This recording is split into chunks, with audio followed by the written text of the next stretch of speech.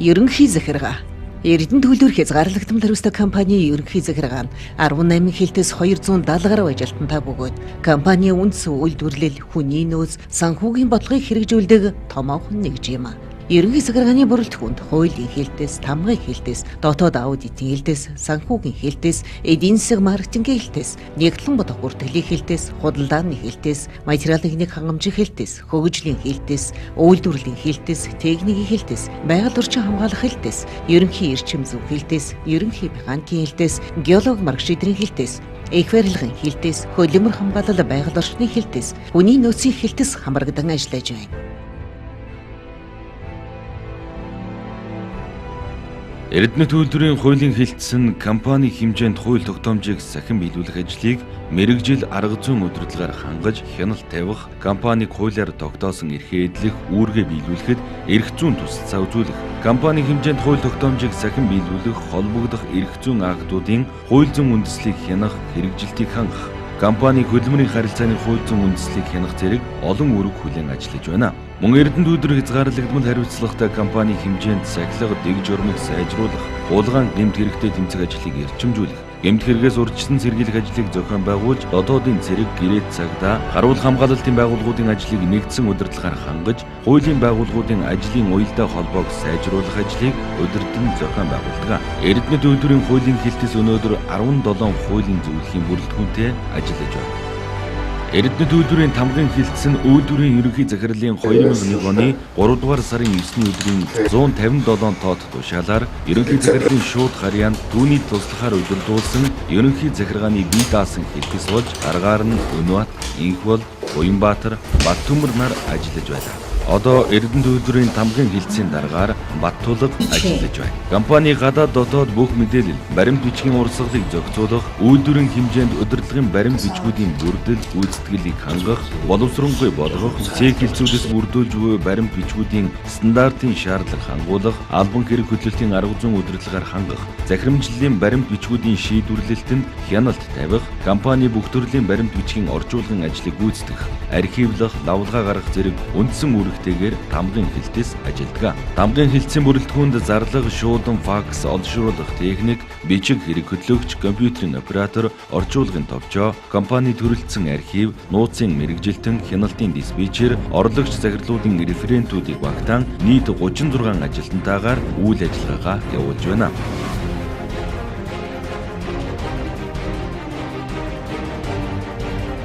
Эрдэнэ төлөвлөрийн дотоод аудитын хэлтсэн ерөнхий захирлын 2007 оны 2 дугаар сарын 2-ны 69 тоот тушаалаар ерөнхий захирлын эдийн засгийн асуудал эрхэлсэн орлогчийн удирдлагын хүрээнд байгуулагдсан ба 2007 оны 7 дугаар сарын 5-ны 457 тоот тушаалын дагуу ерөнхий захирлын шууд удирдлага нь шилжин ажиллаж байна. Дотоод аудитын хэлтээс 2007 оноос 2013 оны 1-р хагас жил хүртэл чиглүүлгийн дагуу компани цэг нэгжүүдэд 192 удаа аудит шалгалт хийсэн байна. Үүнээс бүрэн аудит 77, аудитын бүрээр болсон ерөнхий захирлын тушаалын биелэлт 31, сэдвчилсэн шалгалт 24, тогтмол хяналт 30, төлөвнөөс гадуур шалгалт 20, бусад ажил 10-ыг тус гүйцэтгсэн байна. Мөн түншлэн аудитын шалгалтын явцад илрүүлсэн зөрчил дутагдлыг арилгах арга замыг тодорхойлсон зөвлөмж өгч, түүний дагуу ерөнхий захирлын тушаал гарган гүйцэтгэлийг нь тогтмол хянан ажиллаж байна. Эрдэнэ төлөвлөрийн санхүүгийн хэлтсэн 78 онд санхүүгийн тасаг нэртэйгээр анх байгуулагдажээ. Санхүүгийн хэлтсэн үйлдвэрийн ажиллагчдын цалин, шагнал, урамшуулал, ээлжийн амралтын болон бусад бэлэн төлбөрүүдийг олгох, үйлдвэрийн дотоод гадаадаас авч байгаа тоног төхөөрөмж, сэлбэг хэрэгсэл, цахилгаан, дулаан, нүүрс, төлш шатхууны төлбөрүүдийг цаг тухайд нь төлж барагдуулахад санхүүгийн их усрыг зохицуулан ажиллахын зэрэгцээ, гадны байгууллагуудад түгээж байгаа цахилгаан, дулаан, зэврүүс, бохир ус татан зайлуулах үйлчилгээний төлбөр тооцоо, Эрдэнэ төлөвлөрөөс Орхон аймгийн төсөв төлж буй газар ашигласны төлбөрийн тооцоо, Булган аймаг төлөх байгалийн гадаргуугийн ус ашигласны төлбөр тооцоог хариуцсан ажиллагаа. Мөн улсын төсөв төлдөг зарим бүтээгдэхүүний үнийн өсөлтийн албан татвар, нөөцийн төлбөр, аж ахуйн нэгжийн орлогын албан татвар, төрийн өмчийн ноогдол ашигын төлбөр тооцоог хийж ирлээ. Үйлдвэрийн санхүүгийн хэлтсийн анхны дараагаар 1978 оноос 2013 онд Чунт, Зоригт, Төмөрбаатар, Пүрөвдорж, Эрдэнэбат, Галбаатар нар тус ажилласан. Одоо санхүүгийн хэлтсийн дараагаар Бат Жаргал сайхан ажиллаж байна. Эрдэнэ төлбөрийн эдийн засаг маркетингийн хэлтсэн. Компани ойрын болон хэтийн төлөвлөгөөг боловсруулах, компани үйлдвэрлэлээс санхүү эдийн засаг хөрөнгө оруулалт, хөдөлмөр зохион байгуулалт, цалин хөлс урамшуулалт, үнийн болон маркетингийн бодлого боловсруулах, боловсронгуй болгох, түүнийг хэрэгжүүлэх, төлөвлөлтийн ажлыг нэгдсэн удирдлагаар хангах, удирдлагыг мэдээлэлээр хангах үндсэн чиг үүрэг гүйцэтгэж байна. Эдийн засаг маркетингийн хэлтсэн 1978 онд ерөнхий захиргааны бүрэлдэхүүнд төлөвлөгөө эдийн засгийн хэлтээс нэртэйгээр байгуулагдаж, хэлтсийн дарга, орлогч дарга, эдийн засагч, статистикч зэрэг 7 хүний бүрэлдэхүүнтэйгээр ажиллаа эхэлсэн үйлдвэрийн уухан хэлтсийн нэг юм. Дэлхийн эдийн засгийн хямралын улмаас зэлсийн үнэ дэлхийн зах зээл дээр огцон мунж буй энэ үед Эрдэнэ төлбөр өртөг зарлыг бууруулах, өргүүд зардал, өр авлага болон агуулгын параметрын үлдэгдлийг багасгах, эргэлтийн хөрөнгийн эргэцийг сайжруулах томоохон цогц арга хэмжээ авч, үүний хүрээнд нийт зардлыг 27 тэрбум 167.8 сая төгрөгөөр бууруулах, нийт орлогыг 13 тэрбум 170.8 сая төгрөгөөр нэмэгдүүлэхээр төлөвлөн ажиллаж байна. Нягтлан бодох бүртгэлийн хэлтсэн анх үйлдвэрийн ерөнхий захирлын 1977 оны 3 дугаар сарын 9-ний өдрийн 42 тоод тушаалаар Нягтлан бодох санхүү хэлтэс нэртэйгээр байгуулагдсан. Одоо Нягтлан бодох хэлтэс бүртгэлийн ажлыг дэлгэрэнгүй болгон 6000 гаруй ажиллагчдын цалин хөлсийг бодож, эрүүл мэнд, нийгмийн даатгалд хамруулан, өндөр настан үйлдвэрийн осол мэрэгжлээс шалтгааллах өвчний улмаас тэтгэмж тогтоолгосон ажилтнуудын тэтгэвэр, тэтгэмжийн тооцоо, ажиллагчдтай хийгддэг бусад тооцоог ажилтан тус бүрээр хөдлөн баталгаажуулж 126 ангуулахад байрлах 30 гаруй мянган хэрэгсэл, түүхийн материалын бүх цэг хэсгүүд дээр байршсан 40 мянган нэр төрлийн үндсэн хөрөнгийн бэлэн ба бэлэн бус мөнгөн хөрөнгийн хөдөлгөөнийг тухай бүр бүртгэх, үйлдвэрийн борлуулалт ба худалдан авалтыг харилцагч байгууллага дээр гэрээ тус бүрээр бүртгэн хөдлөх, өртөг зардлыг 45 цэг хэлтсийн 240 гаруй зардлын төвөөр 460 гаруй зардлын нэр төрлөөр бүртгэж тооцох, тайлан гаргаж мэдээлэх, үйлдвэрийн үйл ажиллагааны үр дүнг тооцох бүхий л ажлыг хөнгөвжилсэн програм хангамж нэвтрүүлэн сар бүр үйлдвэрийн үндсэн үйл ажиллагааны үзүүлэлтүүдийн болон татварын тайлангуудыг тогтмол гарган тайлагнаж, удирдлагыг шуурхай мэдээлэлээр хангадаг. Худалдааны хэлтэс. Эрдэнэ төлбөр хязгаарлагдсан тариустай компанид гадаад худалдааны хэлтэс 1991 оны 6 дугаар сарын 1-нд 3 хүний бүрэлдэхүүнтэй байгуулагдсан. Анхны жилүүдэд бүтээгдэхүүнээ шин зах зээлд гаргах, байр суурь эзлэх, гадаадын худалдаа өгчтэй итгэлийг олгох, төлбөр тооцооны хэлбэрийг боловсронгуй болгох, харилцаа холбооны шинэ хэлбэр нэвтрүүлэх, хэлтсээ чадварлаг боловсон хүчнээр бэхжүүлэх, хэлтсийн бүтэц зохион байгуулалтыг боловсронгуй болгох, баяжмалын тээвэрлэлтийг зохион байгуулах, тээвэрлэлтийн шинэ маршрут нээх, гадаад орнуудад өөрийн төлөөлөгчийн газрыг нээх зэрэг ажлыг амжилттай хийж чадсанаар Эрдэнэ төлбөр бүтээгдэхүүнээ Япон, Солонгос, Хятад, Европын зарим улсад нийлүүлдэг болсон байна. Тус хэлтэс одоо 10 хүний бүрэлдэхүүнтэй ажиллаж, гадаадын пүүс компаниудаа худалдааны гэрээг өөр ашигтай нөхцлөөр байгуулах, зэсмэлбэдийн баяжмалын ачаалтыг шуурхай явуулах, төлбөрийг цаг тухайд нь авах, зээл, урьдчилгаа төлбөрийг хөнгөлтөө нөхцлөөр хийх, хэлтсийн бүтцийг боловсронгуй болгох, дотоод ажлыг хөнгөвчлөх, автоматжуулахад байнга анхааран ажиллаж байна. Материал техникийн хангамжийн хэлтсэн 1978 оны 5 дугаар сард байгуулагдсан. Тэд үйлдвэрлэлийн технологийн үйл ажиллагаанд шаардлагадах материал, түүхийд, тоног төхөөрөмжийн хангамж нийлүүлэлтийн ажлыг тасралтгүй жигд зохион байгуулах үндсэн үүрэгтэй ажилладаг. Эрдэнэ төлбөрийн жигд тасралтгүй үйл ажиллагаанд шаардлагадах өндөр бүтээмжтэй дэвшилт техник, тоног төхөөрөмж, бараа материал, түүхийн эдийг өнөөдөр дэлхийн олон орноос худалдан авдаг. Үүнд материал техникийн хангамжийн хэлтэс онцгой үүрэг гүйцэтгэж байна. Эрдэнэ төлбөрт жилд 250 орчим тэрбум төгрөгийн эргэлтийн хөрөнгө шаардлагатай болдог. Үүнээс дотоодын үйлдвэрлэгчдээс ган бөмбөлгийн бэлдэц, нүүрс, шохоо, баяжмал савлаж тээвэрлэх, ууд, хөдөлмөр хамгааллын хувцас гэх мэт 35 тэрбум орчим төгрөгийн бараа материал авдаг. Тус хэлтэс үндэсний үйлдвэрлэгч дотоодын болон орон нутгийн компани аж ахуй нэгжүүдийг дэмжих бодлого баримтлан ажиллаж, жилд ойролцоогоор дотоодын 430, гадаадын 76 орчим компанитай бараа материал худалдан авах гэрээ байгуулан ажилладаг. Үүнээс 150 орчим нь орон нутгийн компани юм. Хөгжлийн хэлтэс. 2001 онд Монгол Улсын хамтарсан Эрдэнэ төлбөрийн ирээдүйн 2001 онд Монгол Улсын хамтарсан Эрдэнэ төлбөрийн ирээдүйн хөгжилтэй холбоотой хөрөнгө оруулалтын төслүүдийг хэрэгжүүлэх зорилгоор хөгжлийн хэлтсийг ерөнхий захирлын шууд удирдлагаар хэлтсийн дарга тэргүүлэх мэргэжилтэн 2, инженер 1, эдийн засагч 1, нийт 5 хүний бүрэлдэхүүнтэй байгуулсан. Хөгжлийн хэлтсийн хамт олон үйлдвэрийнхээ ойрын болон хийтийн хөгжлийн төлөвийг тодорхойлох, шинэ техник технологи нэвтрүүлэх, улмаар металлургийн технологиор бага өртөгт өндөр үнэтэй эдсийн бүтээгдэхүүн үйлдвэрлэн үр ашигтай ажиллах саналуудын техник эдийн засгийн үзүүлэлтийг боловсруулахад гол анхаарал хандуулан ажиллаж байна.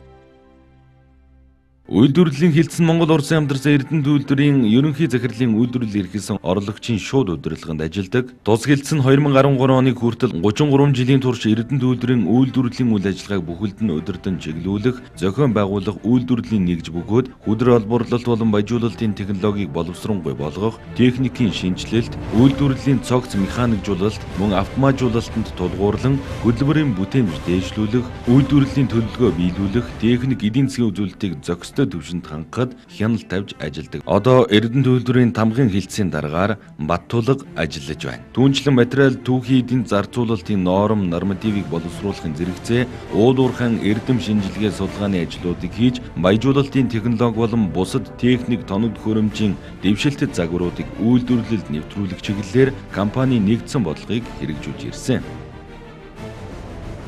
Техникийн хэлтс. Техникийн хэлтсэн шинжлэх ухааны үндэслэлтэй техник технологийн бодлогыг тодорхойлох, хэрэгжүүлэхтэй холбоотой үйл ажиллагааг нэгтгэн зохион байгуулдаг. Үйлдвэрлэлд эдийн засгийн өндөр үр өгөөчтэй, байгаль дээлтэй, дэвшилтэд орчин үеийн техник технологиг судлан шинжлэх өргөтгөлийг төлөвлөгөөний дагуу нэвтрүүлэх, орд газрын ашигт малтмлын нөөцийг иж бүрэн ашиглах, компани өрсөлдөх чадварыг удаан хугацаанд хангах, цогц хөтөлбөрийн ажлын уялдааг зохицуулж, хэрэгжилтийг ханган ажиллах зорилготой. Хэлтсийн дарга Монгол Улсын зөвлөх инженер Дүүгийн Адиа, хэлтсийн орлогч даргаар Монгол Улсын зөвлөх инженер техникийн ухааны доктор Өлзий Хутаг, автоматжуулалтын тэргүүлэх мэргэжилтнэр Монгол Улсын зөвлөх инженер техникийн шинжлэх ухааны доктор Дэлгэр Бат, шинэ техник технологийн инженерээр Монгол Улсын зөвлөх инженер Отхон Баяр, оновчтой бүтээл техникийн мэдээлэл харьцсан инженерээр Монгол Улсын зөвлөх инженер Эрдэнэ Далай, Гамбат, төслийн инженерээр Гамбат, тэргүүлэх эрчим зүйчээр Монгол Улсын зөвлөх инженер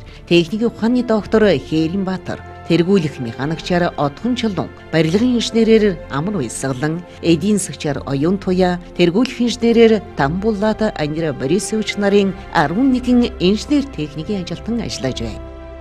Байгаль орчин хамгаалах хэлтсэн байгаль орчны удирдлагын менежментийн олон улсын ISO 14001/2004 стандартын дагуу боловсруулан хэрэгжүүлж, чанарын баталгаажуулалт хийлгэх, олон улсын чанарын удирдлагын тогтолцоог нэвтрүүлсэн аж ахуйн нэгжид олгодог гэрчлэгийг 2008 оны 7 дугаар сард Эрдэнэт үйлдвэр гардан авснаар олон улсын түвшинд ажиллах гарын авлагатай болсон. Монгол Улсын ерөнхийлөгчийн 2010 оны 4 дугаар сарын 14-ний өдрийн 63 тоод зарилгын дагуу мод тарих үндэсний өдөр зарлалсантай холбогдуулан Эрдэнэт үйлдвэрийн бүх зээх хэсэг хариуцсан газар нутагта ногоон байгууламжийг нэмэгдүүлэх зорилгоор 2007-оос 2013 онд үйлдвэрийн бүсэд 115 мянган мод тарьсан. Баяжуулах фабрик нь хаягдлын аж ахуйн цагаан тоосыг хавар намрын улиралд норгох, хар шорон хөрсөөр дарах ажлыг хэрэгжүүлж 2007-оос 2013 онд 350 орчим га талбайг хар шорон хөрсөөр хучиж 870 гаруй га талбайг услаж цагаан тоосны дэгдэлтийг бууруулсан. Эрдэнэт үйлдвэр компани 2007 оноос эхлэн Эко-Аз байгаль орчны дээд сургуультай хамтран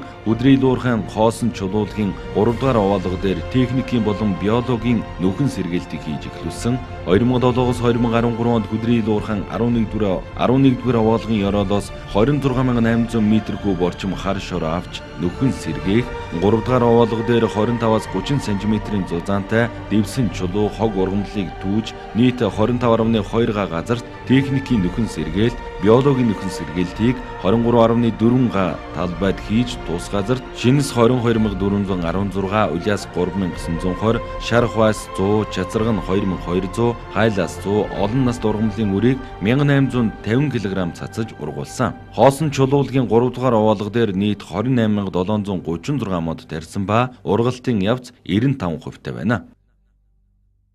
Ерөнхий эрчим хүчний хэлтээс. Ерөнхий эрчим хүчний хэлтсэн дулааны станц, эрчим хүчний цех, цахилгаан цех болон үйлдвэрийн бусад цехүүдийн эрчим хүчний алавдыг техникийн нэгдсэн шуурхай удирдлагаар ханган ажилладаг. 6 ажилтнтай ээжин мөчний хэлсэн Эрдэнэ төлөвлөрийг цахилгаан дулаан усаар тасралтгүй найдвартай хангах ба үүнтэй холбоотой бодлого боловсруулах, түүнийг хэрэгжүүлэх үндсэн үүрэгтэй ажиллагаа. Эрчим хүчний ашиглалтыг удирдахын зэрэгцээ шин техник, технологи, хэмнэлтээ горим нэвтрүүлэх, осолгүй ажиллах, эрчим хүчний системийн байгууллагуудтай өөр ашигтай хамтран ажиллах зэрэг үүрэг гүйцэтгэж байна. Эрчим хүчний хэлтсийн харьяалалд буюу цэг нэгж эрчим хүчний алавдад 1200 гаруй хүн ажилладаг. Үүнээс 250 гаруй нь инженер техникийн ажилтан юм. Ерөнхий механикийн хэлтс 1978 онд байгуулагдсан Эрдэнэ төлөвлөр компани ууган хэлтсүүдийн нэг юм. Тус хэлтс нь компани механикийн үзэл баримтлал, бодлогын хүрээнд хийгдэж буй өдөр тутмын ажлыг шуурхай удирдлагаар хангах, цэг хэсэг гадны байгууллагатай хамтран ажиллах уялдаа холбоог сайжруулахад гол анхаарал хандуулан ажилладаг. Ерөнхий механикийн хэлтс нь үндсэн технологийн тоног төхөөрөмжийн засвар ашиглалт, тоног төхөөрөмжийн сэлбэг материалын үйлдвэрлэл болон нийлүүлэлт, барилга байгууламж, лифт, өргөх тээвэрлэх механизмын ашиглалт зэргийг хариуцсан алба нэгжүүдээс бүрддэг. Тус хэлтс менежментийн хувьд засвар механикийн завод, засвар угсралтын цех, гам бөөрөнцөг зөөх цехийг шууд удирдлагаар хангадаг ба компани цехүүдийн бүх ерөнхий механикийг мэргэжлийн удирдлагаар ханган ажилладаг. Геолог маркшидрийн хэлтс.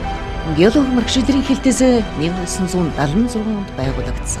Үйлдвэрийн эрдэс төв хийдийн баазын хангамж хяналттай ба үйлдвэрийн мэдлэг байгаа ордын болон районы геолог маркшидр, гидрогеолог, инженер геологийн суурь мэдээллийг бэлдэж үргэлж шинжилгээ. Ашиглаж байгаа болон ашиглахаар зэхэж байгаа ордуудад ашиглалтын болон гүйцэх хайгуулын ажлыг цаг алдалгүй зохион байгуулж, хөдрийн ба металлын нөөц чанарыг тодорхойлох, ашигт малтмлын ордын хэвлийг тогтоогдсон нөөцийг баян эсвэл хялбар баяжигддгаар нь сорчлохгүй, бүрэн дүүрэн тогтоогдсон нормоос ихгүй хаягдалтайгаар байгаль орчны экологийн шаардлага нийцүүлэн ашиглахад хяналт тавих.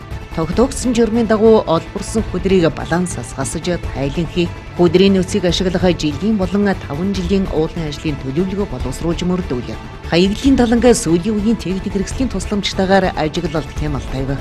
Хаягдлын далангийн өргөтгөл ба далан дээр баригдаж байгаа гидротехникийн барилга байгууламжийн гүйцэтгэлд хяналт тавих зэрэг олон ажлыг хийж гүйцэтгэж байна. Их барилгын хэлтсийн хамт олонны идэвхтэй оролцоотойгоор Эрдэнэ төлөвлөр жилд 18 сая тонн, 20 сая тонн хөдөр боловсруулах хүчин чадалтай өргөтгөл техникийн шинжилэл, шин технологи нэвтрүүлэх, өөрөө нунтаглах том терэмд гам бөмбөлөг ашиглаж хагас өөрөө нунтаглалтын технологи нэвтрүүлэх, өөрөө нунтаглах хэсгийн барилгуудыг шингэн хөдөр дамжуулах хоолойн хамт барьж байгуулах зэрэг мөтийн байгуулалтын ажлуудыг чанарын өндөр түвшинд богино хугацаанд хийж ашиглалтанд оруулсан. Эрдэнэ төлөвлөр Эрдэнэт хотын иж бүрэн барилга байгууламжийн ажлыг хариуцсан техникийн хяналт тавьж, зураг төслийн дагуу чанарын өндөр үзүүлэлттэйгээр бариулж, үйлдвэрийн ашиглалтын үеийн бэлтгэлийг хангахад их барилгын хамт олон мэдээлж хөдөлмөрөө зориулан шаргуу ажиллаж байсан юм а. 2013 оны эхний хагас жилийн байдлаар жилд 6 сая тонн хөдөр боловсруулах хүчин чадалтай өөрөө нутаглах хэсгийн өргөтгөлийн 20 тэрбум төгрөгийн ажлыг эхлүүлсэн ба 5 тэрбум төгрөгийн өртөгтэй баяжуулах фабрикийн хаягдлын аж ахуйн эргэлтийн усны 1 ба 2 дугаар байгууламжийн коллекторын 4-р өргөтгөлийн шугамын ажлыг 12 дугаар хулганы хамт 2М далангийн барилга гэх мэт онцгой ач холбогдолтой барилга байгууламжийн ажлууд эд явагдаж байна. Хөдөлмөрийн аюулгүй байдал эрүүл ахуйн хэлтс. Хөдөлмөрийн аюулгүй байдал эрүүл ахуйн хэлтс нь 1978 оны 4-р сард хөдөлмөр хамгааллын хэлтс нэртэй байгуулагдсан. Тус хэлтс нь Эрдэнэ төлөвлөр хязгаарлалтын төрөстэй компани ажилтнуудыг Монгол улсын хууль тогтоомж стандартын дагуу эрүүл аюулгүй орчинд ажиллах нөхцлөөр хангах, тэднийг үйлдвэрлэлийн осол, хурц хордлого, мэрждэг шалтгаалсан өвчнөөс урьдчилан сэргийлэхэд чиглэгдсэн үйл ажиллагааг хэрэгжүүлдэг. Улаанаар 2007 онд хөдөлмөр хамгаалал байгаль орчны хэлтсийн дарга Алтан үеийн санаачлагаар олон улсын хөдөлмөрийн эрүүл мэнд аюулгүй ажиллагааны 18 техникийг 1999 стандарт хэрэгжүүлж зохих батламж сертификатыг 3 жилийн хугацаатай анхудаа авсан. Аж ахуйн зах зээлийн нийгэм шилжсэн Монгол улсын хувьд аж ахуйн удирдлагын тогтолцоог орчин үеийн шаардлагаар нийцүүлэн шинжлэх, үүсгэл санаачлагын нэг болсон юм. Компани ажилтнуудын ажлын хувцас, ажлын тусгай гутал, хамгаалах хэрэгсэл тавигдах чанарын шаардлагыг нийгэм бүр болгон тогтоох зорилгоор ерөнхий захирлын 2011 оны 4-р сарын 12-ны өдрийн А209 тоо тушаалаар батлагдсан. Компани ажилтнуудыг хувийн хамгаалах хэрэгслээр хангах дотоод стандартыг мөрдөж байна. Хөдөлмөрийн аюулгүй байдал эрүүл ахуйн лабораторид холбогдох стандартын шаардлага хангасан тул Монгол Улсын стандартчил хэмжил зүүн газраас 2007 онд анх удаа 2010 онд давтан эдгэмжилж, эдгэмжлийн гэрчлэгийг тамга болгосон юм. Тус хэлсэн үйлдвэрийн ажиллагчдыг аюулгүй зөв ажиллахаас саадуулж байгаа хүчин зүйлийн талаар санал хүсэлт мэдээллийг хүлээн авах 7300 дугаарын утсыг 2010 оны 1-р сараас эхлэн ажиллуулж байна. Түүнээс хойш хугацаанд 1933 мэдээллийг ажиллагчдаас хүлээн авч зохиж журмын дагуу асуудлыг шийдвэрлэлээ. Мөн Эрдэнэ төлөвлөлт хязгаарлагдсан хариуцлага компани эрүүл мэндийн зөвлөгөөнийг жилийн бүрийн 1-р сар зохион байгуулж, компани ажилтнуудын эрүүл мэндэд нөлөөлж байгаа шалтгаан, тулгамдж байгаа асуудлын талаар хэлцээж байна. Эрдэнэ төлөвлөлт компани хүний нөөцийн хилцэн 1974 оны 7 дугаар сард инженер техникийн ажилчид бэлтгэх хилтэс нэртэйгээр байгуулагджээ. Компани хүний нөөцийн шинжилсэн хөгжил дэвшил хүнээс эхлэн бодлогыг 2011 оны 7 дугаар сарын 1-ээс эхлэн хэрэгжүүлж байна.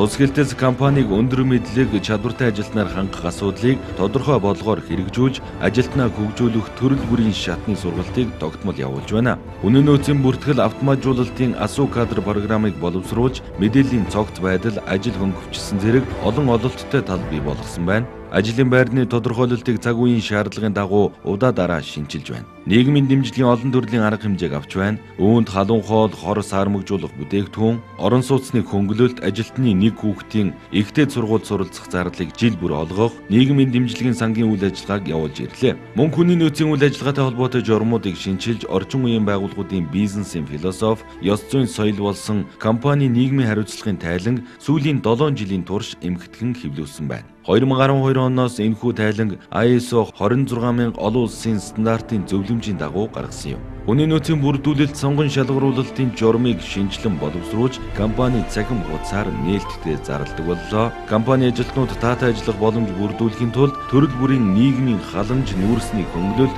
хамтын гэрээ, олон нийтийн үйл ажиллагаа зэрэг үйл ажиллагаа зохион байгуулдаг.